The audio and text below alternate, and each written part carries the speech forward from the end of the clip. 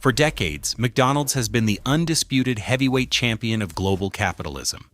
A culinary colossus, its golden arches stand as a beacon of familiarity in over 100 countries, serving billions daily. With a brand value exceeding $40 billion, it's a testament to unparalleled market penetration and operational efficiency. From the bustling streets of Beijing to the ancient ruins of Rome, McDonald's is everywhere, or so it seems. But look closer. Zoom in on the vibrant, dynamic continent of Africa, a land of immense potential, a rapidly growing middle class, and a youthful, tech-savvy population. Yet here, the Golden Arches are conspicuously absent in many key markets. KFC, Domino's, and local chains like Chicken Republic thrive, their presence undeniable. So why has the Big Mac, a symbol of global culinary conquest, largely failed to conquer Africa? This isn't just a business story, it's a tale of potatoes, politics, and poultry. To understand why McDonald's hasn't conquered Africa, we first need to look at where it has succeeded. Take Morocco, for instance. McDonald's arrived in 1992, and from the outset, it embraced what's known as glocalization, thinking globally, acting locally. They offered 100% halal meat, introduced special Ramadan menus with dates and soup, and became more than just a fast food joint. As local guide Ismail noted, it's a place for families and even students to gather, reflecting its integration into the social fabric. Then there's South Africa, a market McDonald's entered in 1995, right after the end of apartheid. This wasn't just a business decision, it was a political statement. And its success was cemented by a powerful local partner, Cyril Ramaphosa, who, before becoming president, acquired the franchise rights in 2011. Under his leadership, McDonald's South Africa expanded to over 400 restaurants, employing more than 12,000 people. This demonstrates that with the right cultural adaptation and strong local partnerships, McDonald's can thrive in Africa. So, if success is possible, why isn't McDonald's everywhere?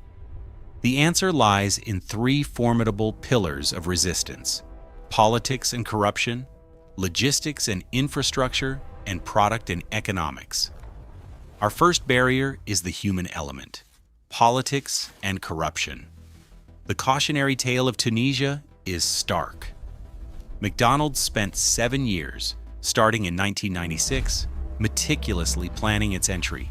But the deal was allegedly scuttled by the powerful El Materi family, relatives of then-President Zine El Abidine Ben Ali, who demanded the franchise rights for themselves. A 2009 U.S. Embassy cable even described the family's lavish lifestyle, including a pet tiger named Pasha, highlighting the extent of their influence. Following the 2011 Arab Spring uprising that overthrew Ben Ali, the resulting political and economic instability meant McDonald's never opened its doors. This shows how a single corrupt family can derail a $40 billion company's ambitions. Logistics and infrastructure. McDonald's has an almost obsessive commitment to consistency and quality. This starts with the potato.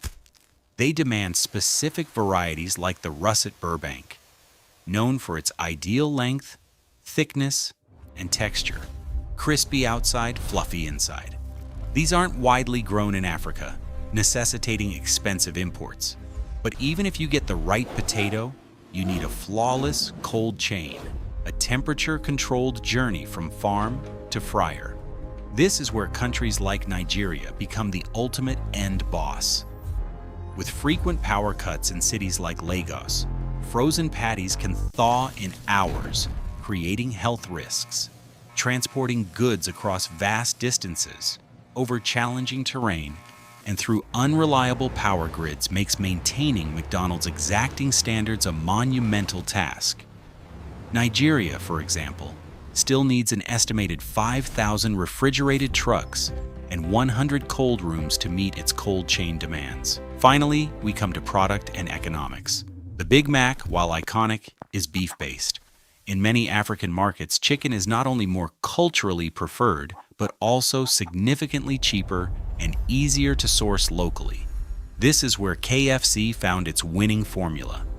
By focusing on chicken, it bypassed many of McDonald's complex beef and potato import challenges. Furthermore, McDonald's global pricing and franchise model often clash with local economic realities. High initial setup costs and the price point of a Big Mac meal can be prohibitive for a significant portion of the population, especially when compared to more affordable local options or even KFC's offerings. Local champions like Chicken Republic in Nigeria have thrived by understanding and catering to these local tastes and economic realities, often offering more budget-friendly options. So while McDonald's grapples with its global standards, competitors like KFC have adapted. KFC's strategy of hyper-localization, including offering jollof fries in Nigeria and Kenya, and actively developing local supply chains for chicken, has allowed it to flourish. The infamous 2022 Potato Gate in Kenya, where KFC ran out of imported fries and initially refused local potatoes, sparked public outrage. However, it ultimately pushed KFC towards greater local sourcing, demonstrating a willingness to adapt that McDonald's has historically lacked. Kenya is now actively working to improve its potato sector, with a national potato value chain strategy for 2024 to 2028, which could eventually pave the way for more localized sourcing for all fast food chains. The story of McDonald's in Africa isn't one of outright failure, but rather a complex interplay of global standards meeting local realities. As Ernest Hemingway famously said, "Change happens slowly, and then all at once." Africa is changing rapidly, and as its infrastructure improves, its economies grow, and its agricultural sectors develop, the Golden Arches may yet find their permanent place across the continent. The question isn't if the Big Mac will conquer Africa, but when and how much it will have to change to do so.